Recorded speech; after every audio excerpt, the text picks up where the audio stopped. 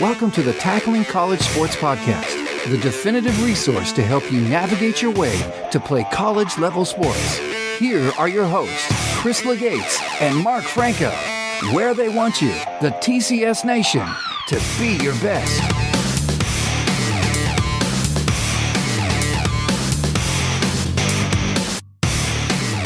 Welcome, TCS Nation, and thanks for tuning into the Tackling College Sports Podcast. I'm your host, Mark Franco, and alongside me is my co-host. Don't tell him he can't light off his Thunderbuster assortment pack on the 4th, Chris Legates. Good morning, Chris. Hey, good to see you and talk to you, Mark, and I'm real happy today because I have somebody here today. It's very special to me on the other side of the line. Yes. Today we have someone who definitely has a connection to your past, Sasho Cirovski, head coach of men's soccer at Maryland. Good morning, Sasho. Mark, great to be with you, and Chris, great to be with you again. And what a great reunion we had a couple months ago in Hartford. It was special to see not just you, but some teammates after 25 years. It's hard to believe, of our 1991 conference championship team at the University of Hartford. Sasho's first team, by the way, that he had as a college head coach, and we brought all the boys together. We were able to get him and his Maryland team to come up and play University of Hartford. It was just a special weekend to reconnect with everybody. And Sasho is obviously a national champion, right? Two-time. I'm sorry. And I got to think, Sasho, that being on the number one college recruiting podcast in the USA has to pretty much on par or right with winning a national championship, I would think. Yeah, I wouldn't be talking to you guys if you weren't the number one recruiting. Well said. Listen, Sasha, I know that you are in the middle of camp and you've kindly carved out some time for us. So with that said, let's dive right into the first question. Can you take our listeners back to when you graduated from University of Wisconsin-Milwaukee to your present position as the coach of the Terps? Yeah, sure. I graduated in the spring of 1985 from Wisconsin-Milwaukee. And, the summer before that, August of 1984, I was really excited because the North American Soccer League was flourishing, and I got wind of the fact that I might be the number one pick of the Chicago Sting. I was going to school in Milwaukee. Obviously, they were down the road. My coach, Bob Ganser, was friends with Willie Roy, the coach of the Chicago Sting. So really excited, and literally on the eve of preseason in 1984, the NASL holds. And so does your boyhood dream of playing in the North American Soccer League. And it's a big thump. And it was hard to take because right before I went to college at Wisconsin-Milwaukee, I turned down a professional opportunity to play for Alex Ferguson for Aberdeen to pursue what I really believed was important to me and still is, and it's why I'm coaching, the pursuit of both academics and soccer at a high level. So when North American Soccer League folded, the only place to play professional soccer was indoor soccer. And there was two leagues. There was a major indoor soccer league, and then there was the league that just was born for sort of the American kids, called the American Indoor Soccer Association, AISA. And so I had a chance to play for Milwaukee for a couple of years there. I had a couple of really good years. And then in 1987, right after the 1986 World Cup, I had a chance to play in Canada in the inaugural year of the Canadian Soccer League, which at that time was probably the top league in North America, which is quite a good league. Canada's first appearance in 1986 World Cup. I played there, and I was 24 years old. It was quite a good team, a lot of top young talents, really some North American Soccer League players. And halfway through the year, I was the captain of the team. Halfway through the year, I was named player coach. And it was my first coaching opportunity. I was 24 years old. I'm coaching a pro team in the top league in the U.S. And really, for me, it was like, this is my passion. I was strongly encouraged by the experienced players, the younger players, that this is what you've got to do. Towards the end of the year, you recognize that this isn't quite the level of professionalism that I thought it was going to be. And my dad was a little bit ill, so I decided I'm going back to school. I went back to Milwaukee to pursue my master's degree in business. Got my MBA. I volunteered for Bob Ganser to coach there. So I volunteered for 1 year. Then I was promoted. I was an assistant coach for 3 years. And then after 3 years, we had done some good things with the program. Bob Ganser went on to coach a 1990 World Cup team.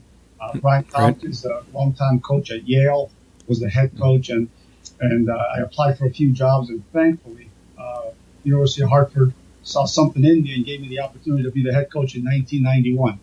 So a couple of really good years there, special years, formative years in my coaching career, and some relationships that were developed that lasted a lifetime. And then in 1993, the Maryland job opened up. At that point, I was able to be lucky enough to get that job, and it's where I've been for the past 25 years. So I'm very fortunate young man. It's quite a ride. For sure. So, Sasha, you clearly had a lot of positive and a lot of winning in the career. Can you perhaps give our listeners what have been some of the toughest challenges as it relates to your career? You know, it's a tough one to answer. I don't know. I don't know if I have any specific challenges in my career. I think, being a college coach is very challenging, a college soccer coach, where you're constantly fighting for significance on your own campus, significance in the soccer market, significance in the sports market. I think everywhere you're just constantly sort of battling for relevance and significance. And, I think, it's always challenging. When I got to Hartford, I was the head coach. I was on a 10-month contract. I worked for the first 4 months there for free. I got the job in April. I wasn't paid until 2 weeks into the season. Wow. Part-time assistant coach, and that was it. So that's challenging enough right there. And you come to Maryland and you're at the bottom of the ACC and you're gunning for a guy named Bruce Arena. I think that's a pretty big challenge there. But I would say the one thing that has been frustrating is just the lack of respect that the professional game and the National Coaching Association has given college soccer in this country. I think that sometimes in our own country we haven't given college soccer the level of respect that it deserves, in spite of some of the challenges that we've had to do just to continue to survive.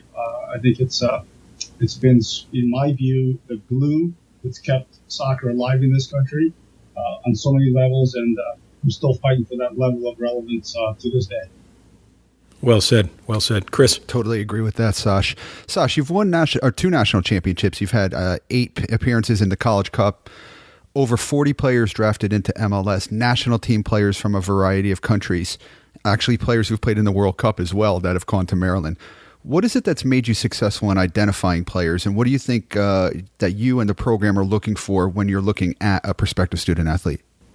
Yeah, I think that's a great question. I think it's not an easy answer as well, because it's not an exact science in how you identify talent, what you look for, et cetera. But it starts with hard work. You've got to get eyes on the players. You have relationships all over the country, different places, and you have to trust your instincts. But you have to know what you're looking for. You always look at a player and you say there's the hardware, the software portion of a player. The hardware starts with physical talent, technical talent, psychological talent, tactical talent. You see these things, and that's one aspect of it. But then you have to look deeper. You have to find out what's on the inner workings of this player. What is their character quality like? What kind of teammate are they? What will they bring to your program beyond some of those other skills? One of the things that we do now, we sort of have 3 pillars that we try to look at kids and say, okay, how much does this person love the game? How much do they respect the game? What kind of competitor are they? And you can see love for the game. Sometimes you watch a warm-up, you see the way they react to certain things. But you also find out from coaches, what type of passion they have for the game. For me, that's important. I'm a passionate person. I love the game, and really you can't play for me unless you love the game. The second part is respecting the game. What type of initiative does this person take? Do they take in trying to get better?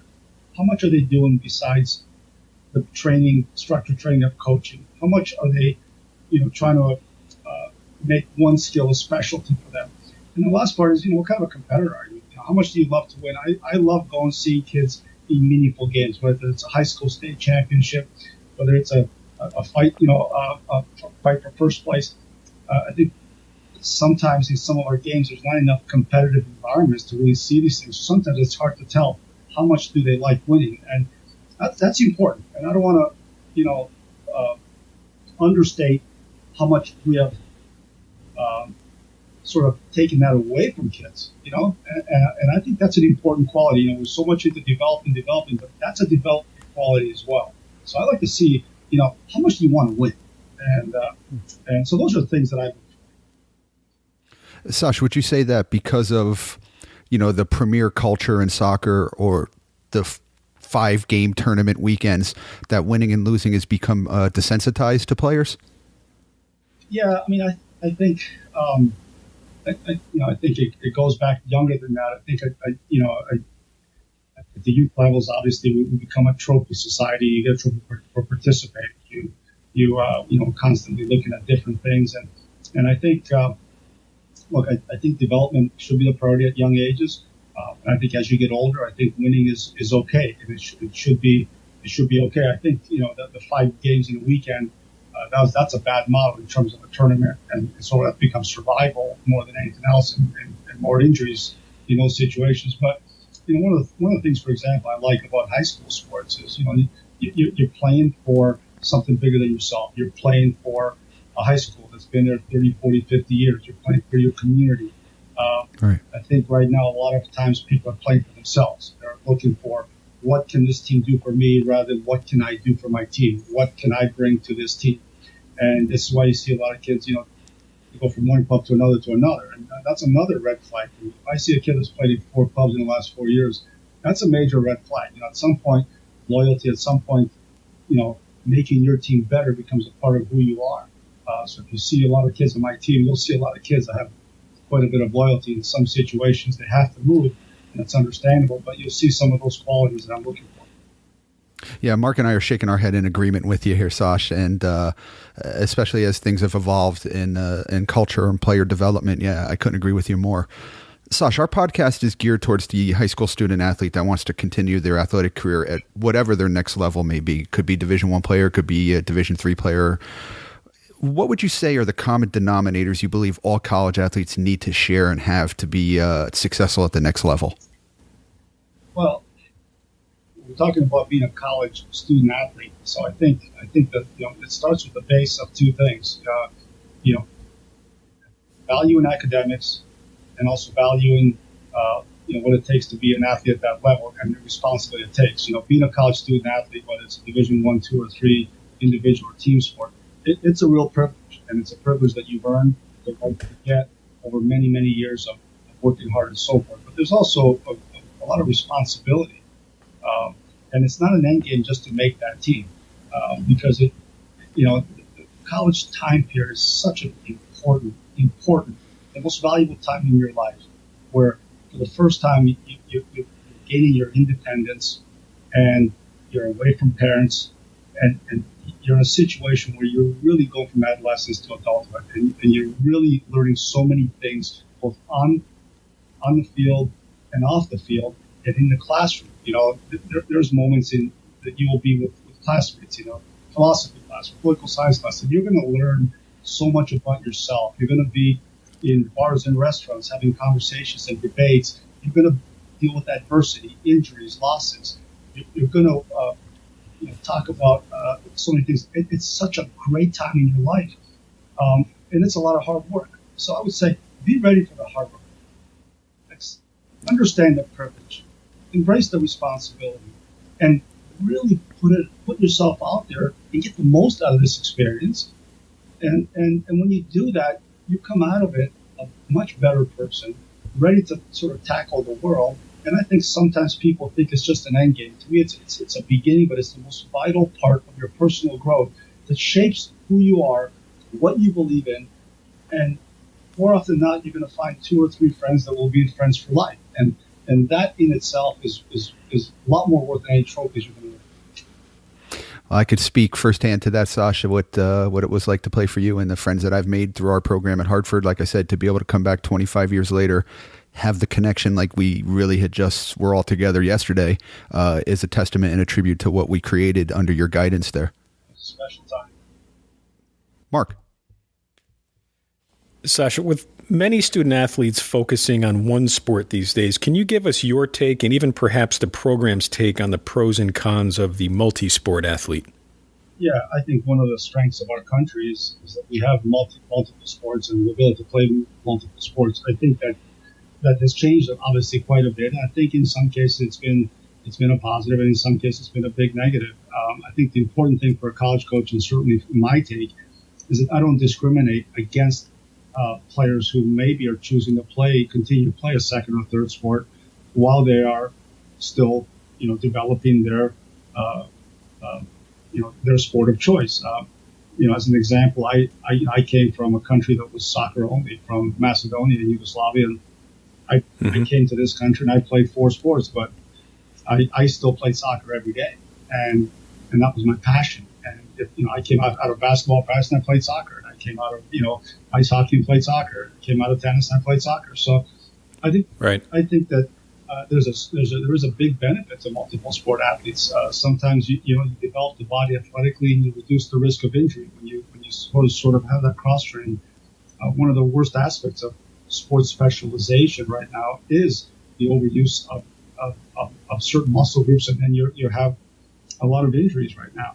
Prone to injury, right? Yeah, very prone to injury. So, as an example, 2 of my 2018 recruits coming in next year, 2 of my 3 first recruits are both multiple sport athletes, and they're not kids in the academy, and they're terrific players, and I've encouraged both of them to continue playing both sports going into their senior year, because I also know that these kids are very driven in soccer. They're going to continue to do that. So you look at some of our great athletes in soccer and other places have come out of being able to play multiple sports. So I don't like when players are forced at very young ages to specialize in one sport, and they're threatened by organizations or clubs or coaches to say, you know what, I need you for 9 months and you can't play this or you can't play that. I think the coaches need to really embrace doing right by the kid they're coaching. And if that person is good and they're willing to commit, you can work out, you give them a day to do something else or two, and you take and you work it out. You have to be flexible, and you have to understand, why am I doing this? And because you never know where the kid's passion is going to go. You don't know if a year from now they might want to do something else. And I think we need to be very flexible as coaches in that process to do that. And I will always do that at Maryland. Excellent. I'm just curious, the 2 recruits you have coming in, are the other sports, are they the same sports, or is it track? I'm just curious. That seems to be... Well, we have one young man who's a terrific basketball player, one young man who's a terrific baseball player. Oh, wow. Yeah, interesting. So, an example, one of our all-time greats, Taylor Twellman. Taylor was a late add to the under-17 national team. When I was involved as an assistant coach, we put him on that team, and he missed a few trips because he was a AAA baseball prospect. He's a scratch golfer, and he was a guard for his team in St. Louis. And we continued to see him play. You might have heard a guy named Tony Sane who played for the national team. I remember when I was at Wisconsin, Milwaukee, and I was recruiting him. I couldn't get to see him play soccer because the college season was the same time as the high school season. So I drove in the middle of a winter storm to go see him play a basketball game. And all it took me was about 2 minutes to see one play and see his athleticism in basketball. And I said, we can do some special things with this young man. Wow. And you guys did. And his national team career and his career in Germany was outstanding. Chris. Sasha, how would you encourage student athletes to contact college coaches? And in your case, what do you think they should and shouldn't do when it comes to contacting a coach? Yeah, I think it's important when they contact us. Usually it's through email that is the first contact. A lot of times when they contact us, and I think it's important in that email that they include the assistant coaches. It could be directed towards the head coach, but it should include assistant coaches. Certainly, someone like me, I get hundreds of emails a day, and it's impossible to really read and get back to everyone. But I make a point to have my assistants go through everything, and sometimes I'll just forward them emails. So it's important that also make sure you get the coach's spelling right. Make sure you have the correct school. Make sure it's not too long and it's to the point. If it can be something where, hey, coach, I've seen your team play, I think I can fit in. That's great. A lot of times I like seeing a little bit of a video. I like seeing a quick little highlight tape. It piques my curiosity. Typically, I'll if there's a little video, I'll throw it on for a few minutes. I'll take a look at it, and within a couple of minutes, I'll know whether it's something that we look into further or it's something we dismiss. But I think it's just, you can be a little creative, but you just have to get yourself out there and find ways. And to get to the coaches. And if you don't get an email response the first time, nothing wrong with the second, third, even a fourth email. Persistence is important.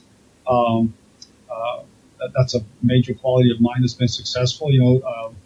If you really believe you want something, you continue to persist and so forth. I think that's an admirable quality, but just do it in a very nice way. And again, just make sure you spell the coach's name right. Right. Yeah, you haven't gotten any Dear Coach Arena, I want to come to Virginia. Those old emails back in the day, those go right to the delete box. That happens a lot, unfortunately. People cut and paste. We're in a cut and paste society, and a lot of times they'll change the name, but they won't change the body of the letter. So when you see that really is a big turnout.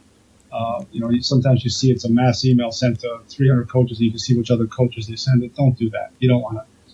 You don't want to do that. And hey, Maryland, and you got Michigan, Wisconsin, Indiana, Virginia, Carolina. You don't want to do that. So be smart about how you send and what you send. Take the time. Yeah, take the time and sort it out. You just brought up an interesting point that I don't think any other coach that we've had on has mentioned, and that's the assistant coach. I like that point. It makes a lot of sense. Yes.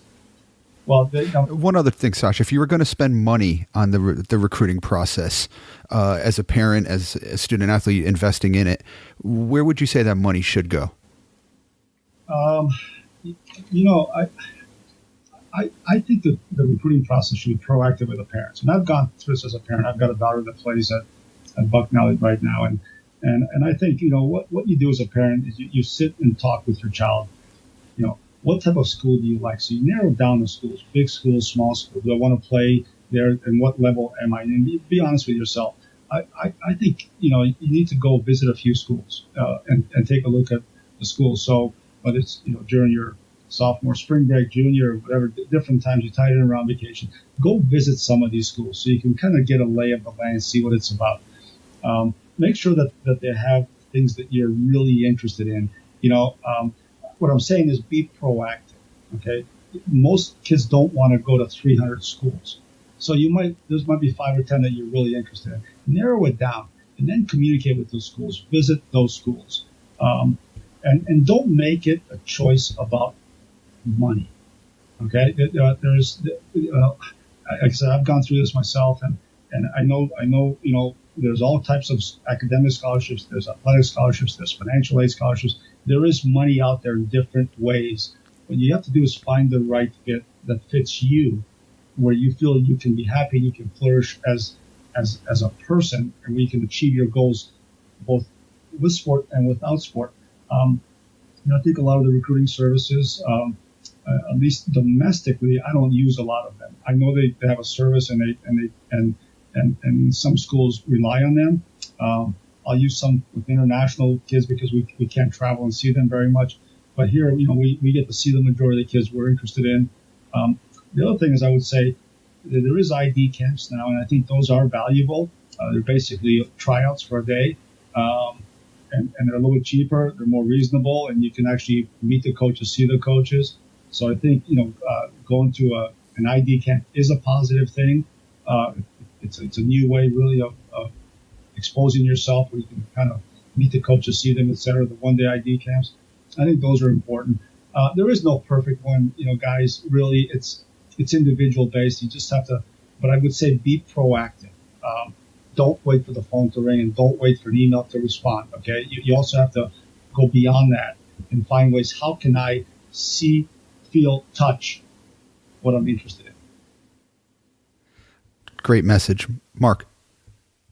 Sash, this is something that you didn't have to deal with at Hartford, but can you speak about social media and the effect perhaps on the recruiting process, and also how you deal with it at Maryland? Well, let me talk about social media in general, because I'm getting quite passionate on this subject right now, and I think it's a new phenomenon. It's difficult for parents, it's difficult for the student athletes, it's difficult on coaches, etc. And I think what we're seeing is a growing trend of young people being more anxious, more depressed, more lonely, because of the perceived pressure they seem to have based on how they want the world to see them and how they are seeing other people who are in many ways trying to shape the perception of how they're being seen. In other words, everybody now wants to sort of share a moment of their life and let the world know that their life is perfect and it's great and it's the way it is all the time. And it puts a lot of pressure on people because that's not how we all live. You know, we all have warts and we're all not perfect, and we all, have great things, but we don't need to let the whole world know how we're doing all the time. And I talk about this with my camps, with my players, etc. Don't let yourself be judged, or let people influence how you feel about yourself based on how they might want to say they feel about themselves. And I think it's a dangerous area. I think it's, you're seeing universities now, we're hiring, full-time psychologists and psychiatrists to deal with this issue. And it's kind of sad. It really is sad because there's enough at stake here to, enough things for us to do in a day to handle without having to worry about how we feel about ourselves. The self-esteem is a real problem right now. I see more and more kids that are having a difficult time with their own identity. People who, good-looking kids, smart kids that are talented, and yet they're hurting inside more than I've ever seen them hurt. And it's very sad. So obviously social media has its place. It's very good. We use it for promoting some of our games. We do it for information, source, all this other stuff. But we try to be very careful about sending messages that sort of permeate into that, sort of negative world of making people feel crappy about themselves. Right. That's an interesting point that we haven't had brought up before. Let me ask you this: do you view recruits at camps? Or do you have folks that do that? Do we view recruits at camps? Oh, absolutely. Their accounts, their social media. I mean, do you guys take the time to search that? Yes. So as soon as we start recruiting a kid, we will follow them. To be honest with you, I have my assistants follow them. I have them follow them, and they bring any red flags that they see to me. Yes, absolutely. Sure. And we do social media training with our players in terms of what they do. So we follow every one of our players. Not only the assistant coaches. I think I follow all of them now, and that's kind of new. But we have a sports information director that follows them. So it's you feel like a policeman, and it's just kind of. I bet you never thought 5-7 years ago you'd be doing this. No, and we shouldn't be doing it. There's so much now about life in college sports where it's just risk management, risk awareness. You're sort of hovering, to try to protect everybody, and it's and therefore it's hard to really live in the moment and enjoy because you're constantly worried about this and that. So that is that's probably like a 5-day summit to talk about that. Right. Chris, go ahead. Sash, your peers have called you a visionary in the game of college soccer. You've helped get soccer-specific stadiums built, not only on your campus, but have helped with other schools to get theirs built. And now you're seeing attendances in the 5, 6, 7, 8,000 range. You've been able to help pioneer a television college soccer package on TV with Fox Soccer, with NCAA. And now on weekends, you see games on cable channels, men's and women's. But now you've got a new passion, and it's about the split season, which we've spoken about on the show and on our website many times. Could you kind of tell us what it's about, number one, and where it's going and where it kind of stands with the NCAA right now? And I know it's a passion of yours, and we're really kind of dying to hear where it is right now. Well, it's a passion of mine, and it's an idea that's it's been around for as long as I've been playing in college. And late 90s was a strong push from the coaching community to basically do what we're talking about now, is have a more balanced and meet the needs of student athletes and shift the championship to a better time of the year, spring, and spread out the week. All of the things we're talking about now that make so much sense. And I don't want to go into details, but you've talked about. But I care deeply about the college game. And about 4 years ago, we got really, really frustrated with the way our college championship is presented. And the pinnacle of the sport was really an experience that was just horrible for the student athletes, for the fans. The College Cup has always been in early December, mid-December time period, and it's just failing. It's failing miserably, and it just really hurt me, and it hurt the coaches, and so there was a lot of talk about, well, maybe we ought to move college soccer to the spring and be like baseball and play our championships in good weather, and there was some talk about that, but then you still have the congestion of the regular season. The regular season in college soccer, whether it's Division 1, 2, or 3, men and women, is is really horrible, and it violates what we know now as best practices of sports science principles. There's not enough time between games for rest and recovery. There's not enough time for proper periodization, training, and development. And many times you're playing 7, 8, 9 midweek games, and you're missing a lot of classes in the fall. Just think about this. Most college teams have 25 to 40% of their squad are entering freshmen. So a lot of times they'll start games before their first day of classes, and if you're successful, you'll be playing games into final exams during your first semester. And by the way, they've also missed anywhere from 6 to 12 days of classes during that year. So we're setting kids up to get off to a terrible pathway into their college career. Where kids now coming to college are playing, starting in August, finish in June, whether they're playing academy or a combination of high school and club. They're already doing that, and they're playing over the course of the year, and even if they're playing some other sports. Meanwhile, we're playing in this 3-month stuffed-in calendar that was created in the 1950s because it's an outgrowth of high school sports where, think about it, one coach, if you were the soccer coach in 1950, there's a good chance you coached basketball, lacrosse, and golf.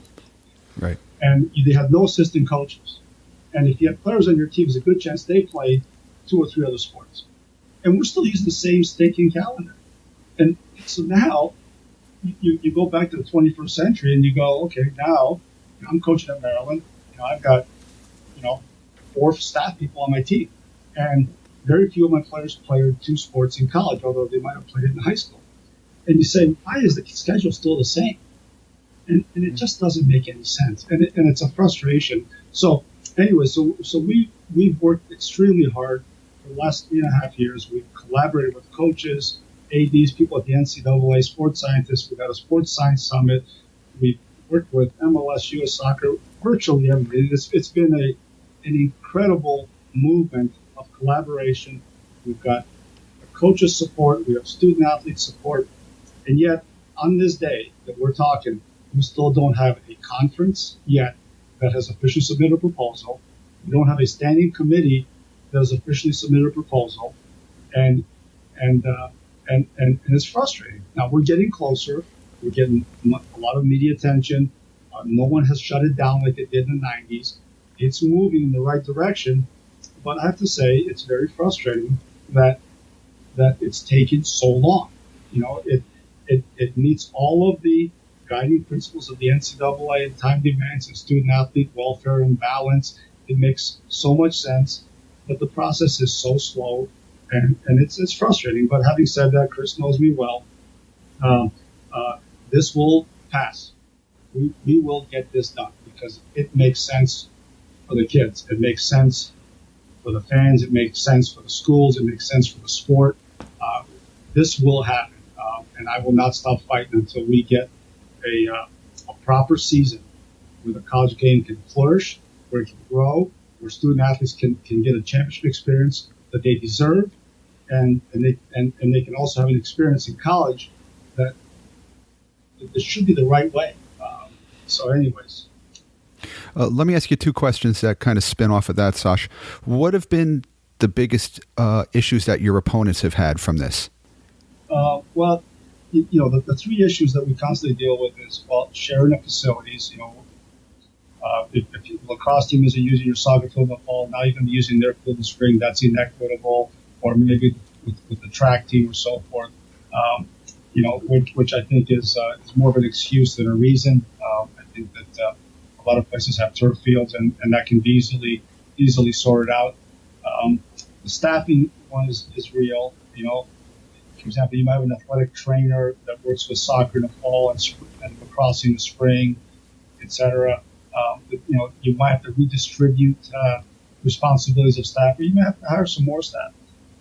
But the thing that doesn't get talked about with some of these additional costs of maybe staffing, for example, is how much money you'll save by reducing injuries by having a more balanced season. Right. Because teams right now in the spring anyways are going full-time and training. They're just not playing the games, and they're playing games that don't count.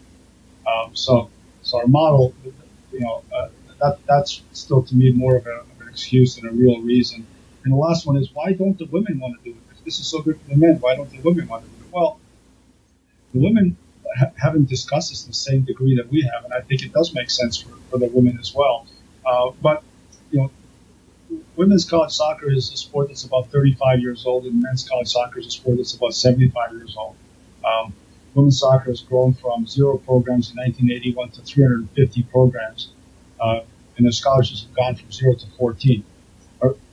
We've stayed at 200 schools or so for the past 35 years that I'm aware of, and our scholarships have actually decreased, and our championships have completely decreased from where they were even in the 80s and 90s.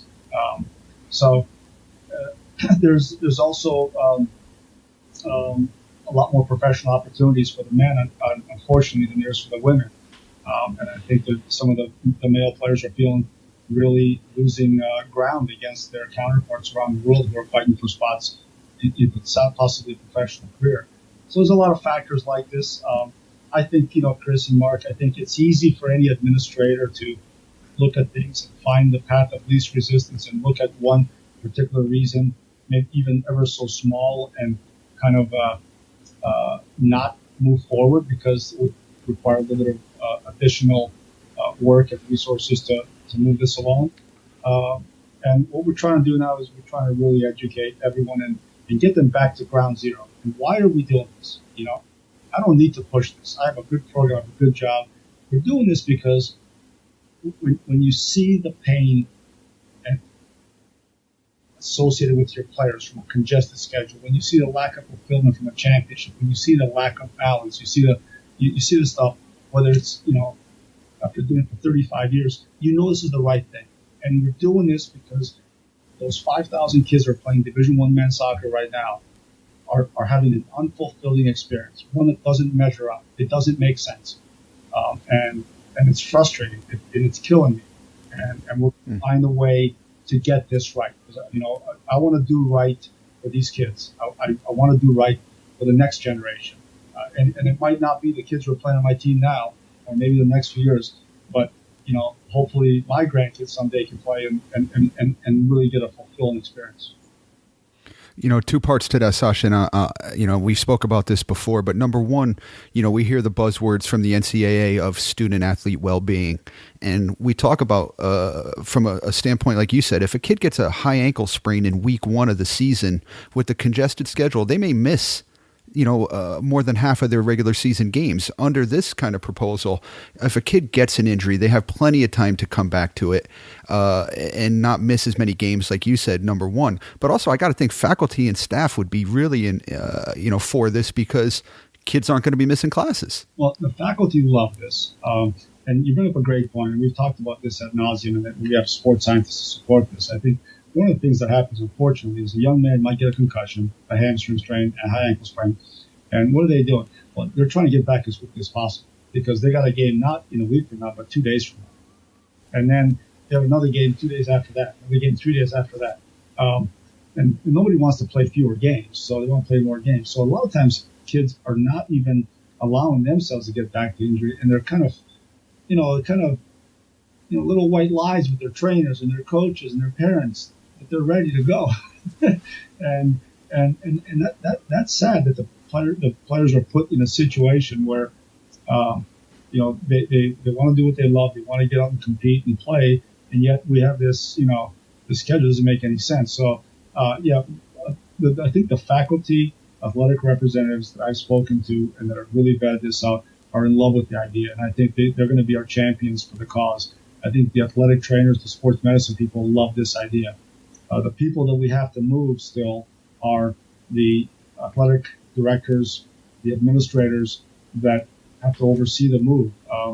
And I think we're getting there. I think that, people are starting to come around, starting to recognize that this is exactly what the NCAA is trying to do with their movement towards time demands, academic balance, and really, a first-class student-athlete experience. So we are socializing this with the Student-Athlete Experience Committee and the Competition Oversight Committee, and I think we're making progress. It's not quite at the speed that I want it to happen, but I understand how these things work. And, as a coach, you learn very quickly. You have to find the balance between urgency and patience. You want to move fast, but you better be prepared to understand it's a process. So that's where I'm at with this. And with your process that you speak of, Sash, now, are you looking at this more long-term, that this may be your legacy to college soccer? Well, I don't know what my legacy will be. I'm still a young guy. I've got a lot of things ahead of me, but I, it's important to me. Look, I'm a person that deeply cares about the college game. I know all of its flaws better than anybody, and I work every day in my life to try to make it better and try to fight for the right reasons to make this experience better, not only for my kids at Maryland, but for all kids playing college soccer. And if that becomes a part of my legacy, then so be it. I was frustrated we didn't have any television coverage. We found a television package. That was a 5-year process. I was frustrated we didn't have a full-time person working on our behalf to lobby. We found a way to hire a college program director. We did that.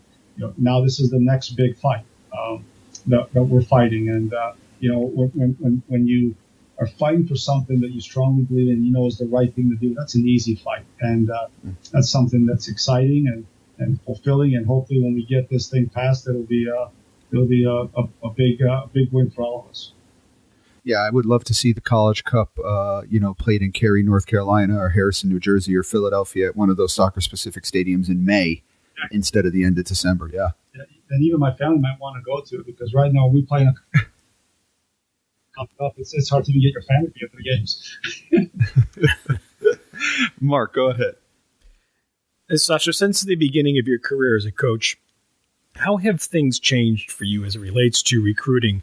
And could you highlight the pros and cons, please? Yeah, I think the most obvious one is that the recruiting process moved up earlier and earlier all the time. I still remember when I was at Hartford, this is back in the, early 90s and even through the late 90s, as a college soccer coach, a lot of times our major recruiting didn't start till Thanksgiving of, the student athlete senior year. We had Thanksgiving tournaments and seasons kind of wrapped up, and you'd see them, and it was very rare for a junior to commit. And now we've got freshmen committing, sophomores committing. Everything's just moved up. The timeline has moved up so much. Now, you really don't like that.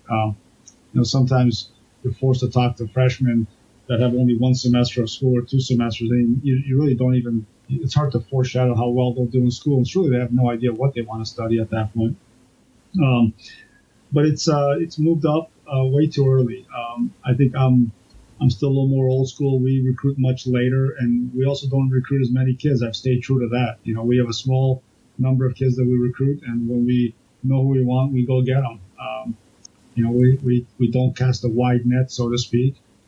We kind of know what we call the Maryland player looks like. We have a definition of the things we're looking for in quote unquote the Maryland player, and we go find those kids. And a lot of times, a lot of people don't meet those criteria, so we keep a small window and we find those kids. But I think that's the big con is how much it's moved up. I think the second one is the parental involvement and the pressure in the process on the student athlete. I think because of the pay-to-play culture that we have in a lot of places where parents are so invested in the process because they go to their practices with time and money, and they start to feel like they really know the game and they know how their kid stacks up to somebody else, and they start putting a lot of pressure. You see this all the time. One kid from a team commits because they're maybe really good, or maybe they're just aggressive in the process, and all of a sudden every one of the parents feels the pressure. Oh my God, my kid, what am I going to do? They really feel the pressure to get their kid to move forward and commit. And maybe the timeline doesn't make sense. Maybe there's different things, and I think it's difficult. I think the other thing with young men is they mature a little later physically and emotionally. Sure. So you sort of got to let it play out a little bit. And sometimes, it's not good for the kid to commit too early or the school to commit too early. So I just think, a little more patience in that process. It would be a smart thing for both sides, the coaches and the student athletes. But having said that, there's a limited amount of scholarships out there, as we've said. We don't have a lot of growth. Right. It's understandable that people are trying to move up in the process. So it's a difficult one to really pin down. I think you'll see something like what lacrosse did coming. I think we're probably going to bring back the contact period. So, for example, lacrosse has just gone to no contact until September 1 of their junior year of any type. Love that rule. Love it. I think that's going to be, and they were the worst offenders, by the way, lacrosse 7th, 8th graders. So kudos to the lacrosse coaches for stepping up and doing that. And I think you're going to see that come across, I think, in soccer and some other sports. I think that would be a really good thing. I think kids should finish half of their high school career without the pressure, to feel like they're getting behind and without us having to talk to kids way, way too young that we shouldn't be talking to. So I hope that's where we go with it. Yeah, it comes on the heels of a story we just highlighted that's been in the news with the 9-year-old. Right, the football player, Chris. That was 9-year-old giving a verbal commitment to Michigan. I think it was for football. It's crazy. No comment on that. All right, now Sash, you've coached with the national team. You've coached in national championship games. There's been a lot of pressure, but these next questions that Mark is going to give you, these may be some of the toughest questions and put you under more pressure than you've ever been in. This is the getting to know you portion of our podcast, and Mark is about ready for it now. Sash, you may need a towel and something to drink because it's going to get hot. I'm just going to clear my throat, Sash, so I can hit this high note. Bear with me here. Okay, let's go. Let's see what happens here. Here we go. Getting to know you. Beautiful. Getting to know all Beautiful. about you. Okay, thank you. All right, Sash, if we were to search your phone, what would be the top 3 played songs or artists? Ooh, that's not that hard for me. I think you're going to have Bruce Springsteen, the Eagles, and Bob Seger. Wow, there you go. Yeah. Those 3. No hesitation. No, that's pretty easy for me. There's probably another 2 or 3 I can put in there, but that's pretty much my standard go-to. Excellent. Number 2, who is the most famous person in your contact list? Oh, gosh, that's a tough one. Okay, so not counting any of my former players who have achieved some fame, I'm going to go with my good buddy, the number 1 Terp fan, the head of Sports Center, Scott Van Pelt. Oh, wow. Oh, hey, wow. Yeah. He's That's a good one. He's my buddy. Excellent. And do you have a favorite quote? Yeah, I've got, as Chris probably remembers, I have many favorite quotes because we used to say them on the bus after every time we won a game. So Now, he bet me on this one. I bet him on this one. So I think I know what it is, but go ahead. I'm not sure you will, but the one I think that I use is sort of a coaching axiom that I think applies in so many different areas. Is the quote that says, "Young people don't care how much you know until they know how much you care." I just think that hits it so well. Whether you're coaching, parenting, whatever, you have to start with an emotional connection, one of integrity and trust with whatever you might be doing, and that's the core of any relationship. And I can be tough on my players because they know how much I care, and I provide service every day for them. And I think that's something that one I always come back to, and you always sort of tweak your own conscience. Am I living up to what this quote stands for and what I believe in? Yeah, it's a good one. And can you give the listeners a little-known fact about yourself? Okay, so let's see. Well, stupid fact is that I've broken my nose 7 times. So, 3 times. That's a good one. 3 times playing outdoor soccer, 1 time playing basketball, one time falling off of the first time when I was in Macedonia, I fell off of I was playing around on a kind of an old hotel. It had the outer workings of a wall, and I was playing around. I fell right on my nose. And, yeah, I have the pebble to prove it. Yeah. So that's 7 times. 2 other times I had to get reconstructive surgery to re-break it because it was so deviated. So yeah, 7 times. Do you snore at night? Not anymore. It's all good. Good. That's good. Excellent. Have some bad years. I bet. Sasha, who has been the biggest influence in your life? From nearby, I would say in coaching, Bob Gansler has been the number one influence coach in terms of domestically, and a really good friend of mine named Rob Kehoe, who's been my mentor, who is also, we hired him to be the college program director.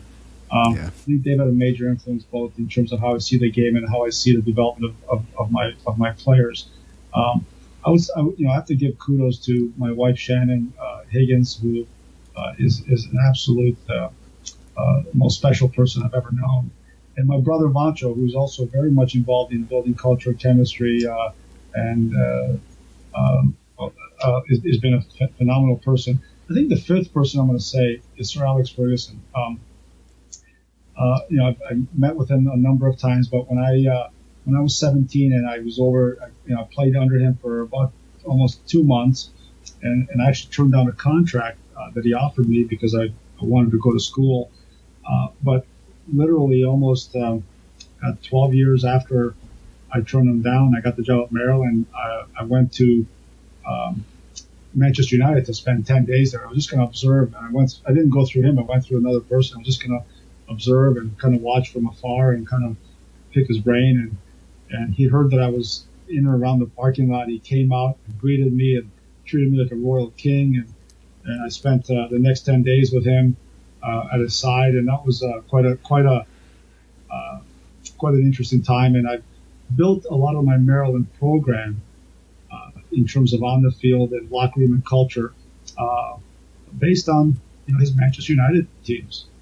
Sure. The way that we press and the way that we fight for each other and the way that we attack relentlessly and defend ruthlessly. And, unfortunately, Manchester United is not like that anymore. So right. No, it's not quite as much fun. So that's my 5. Excellent. Question number 6. If you could have dinner with anyone, dead or alive, who would you choose? I would say I would choose Martin Luther King Jr. When I came in as an immigrant to Canada at a young age, I remember I had to do a speech on somebody. I did a speech on Martin Luther King Jr. I was just blown away by the courage, the passion, the vision, the way that he moved people and the way that he was able to move along the civil rights movement. It was just, to me, it was enduring. I did a speech. I won the competition, and I've been pursuing my dreams ever since. Wow. That's a great story. That's awesome. Sasha, if you weren't coaching college soccer, what do you think you would be doing right now? Well, my wife tells me I'd be making a lot of money selling something. I'll agree with that. Just leave it at that. I'm not sure. I think I'd be involved somewhere where I'm influencing people's lives in a good way. Sure. What is the one thing you believe that others might think is crazy? That college soccer will be a revenue sport in the United States, and that's what I know. People think that's crazy, but when I got to Maryland, we were getting 400 people. We're getting 4,000 people now. I'm convinced that in not too distant future, we're going to be, we're going to make money at Maryland, and we'll be a role model for everybody else. It's going to happen real soon. Oh, that'd be great. That would be awesome. Last question. Do you have any web-based sites or tools that you rely on or enjoy using, either for work or personal use? My age, I'm not. Come on, you just said you were a young guy. Well, I'm young at heart, but I'm not young. I'm not young in the web-based in the tech world. Yeah. So I'm young at heart. No, not really. To be fair, I try not to waste too much time on those things. So sure. I don't have any favorite web-based tool. Fair enough. I'll tell you what, Sash, you handled these questions pretty well, and you said you had a hockey background and you skated right through these. A lot of coaches have folded under this line of questioning before. Well, it's all good. Sash, last question for me. Could you tell the listeners a little bit what a day in the life of a Maryland soccer player is like? Day in the life of a Maryland soccer player. Well, it's a good question. I require them to, when they come to the locker room, to make sure they have a smile on their face and happy to be there. And they are. I want them to be excellent in all aspects of their life. We train in the afternoons. Players are going to classes and until about 2 o'clock, and from about 2:30 till 5:36, they're in our locker room, they're in our vicinity, and we're working hard to get better all the time. And in the springtime, it reverses. We practice in the morning and they go in the afternoon. But I just think that these kids are kind of like I don't like to say this in a podcast, but they're like pigs in shit.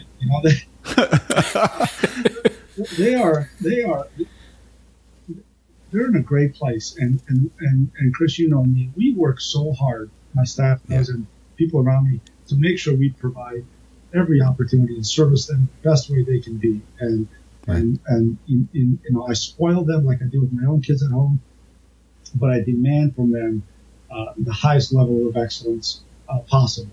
And that's the way I've always been. I want to spoil my kids as much as possible. I want to do everything for them, but I want to demand from them.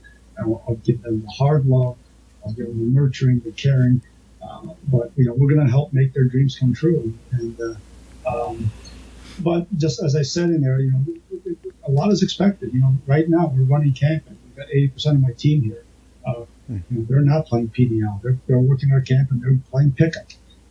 Right. They'll spend 6 hours of their day on their feet, and then tonight they'll spend an hour and a half playing pickup. And I'm at home at that point. These kids are loving to play. They love being around each other. And that's what I want. I want a culture where the kids want to come to the locker room. They can't wait to, for the season to start. They can't wait to get with each other. And that's what I want. Sasha, for me, I can't thank you enough for what you did for a group of guys 25 years ago. You changed a culture, like you said. Personally, I was what you just spoke of. I was the first one in the locker room and the last one to leave. I loved being around my teammates. I loved training. The changes you made and how you've influenced my life, I can't begin to thank you enough, because it's significant. I wouldn't be where I am today without your influence. So, from the bottom of my heart, I do want to thank you as well.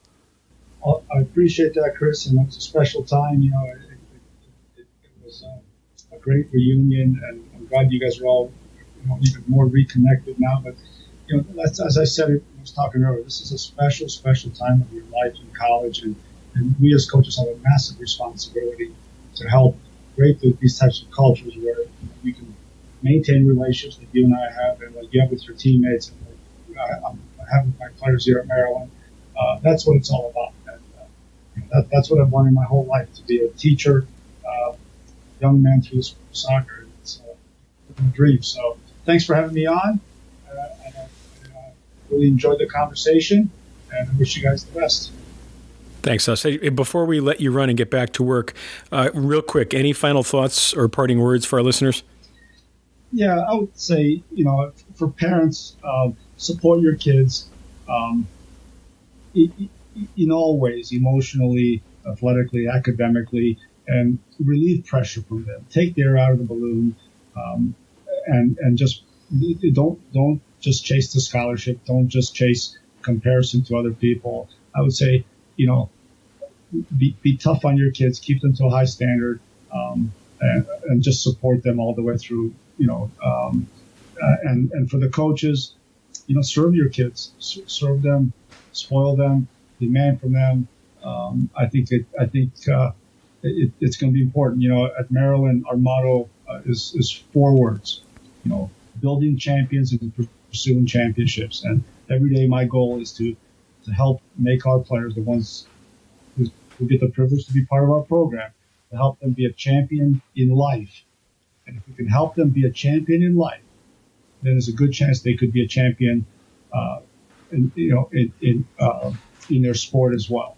And for me, the word champion is an acronym for simple. C is for commitment, H is for humility, A is for attitude, M is for model the way, be a leader, P is for pride, okay, I is for take initiative, O is for overcome, and N is for never say never. And you do those things, you'll be a champion in life, and you'll have a good chance to bring some trophies home at the right time. That's well said, Sasha. Really well said. Last thing before we let you go, how can listeners get in touch with you? You have an email address that you'd like to give out? Sure. It's easy. It's just my first name, Sasho, Sasho, at umd.edu. Sasho at umd.edu. Excellent. We appreciate your time. Thanks so much. Yeah, thanks, Sasha. I know how busy you are, and thanks for taking some time during camp to speak with us. It was a pleasure. All right. And TCS Nation, don't forget to get in touch with us on the web is tacklingcollegesports.com. Email tacklingcollegesports@gmail.com. Facebook is facebook.com/tacklingcollegesports. On Twitter @tacklingcollege, and on the gram, Tackling College. Until next time, have a great 4th and be your best. Be your best. Your college sports future awaits. So join the TCS Nation and be your best.